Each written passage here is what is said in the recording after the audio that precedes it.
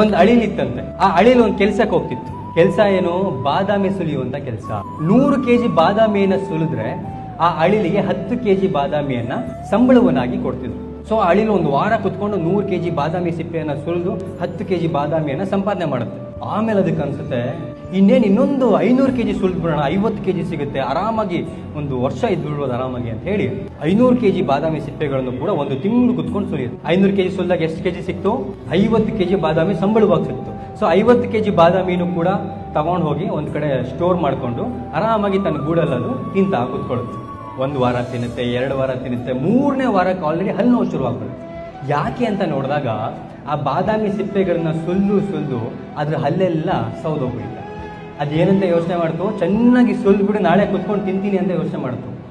ಇದೇ ಒಂದು ಪರಿಸ್ಥಿತಿಲಿ ಎಷ್ಟೋ ಜನ ಇದ್ದಾರೆ.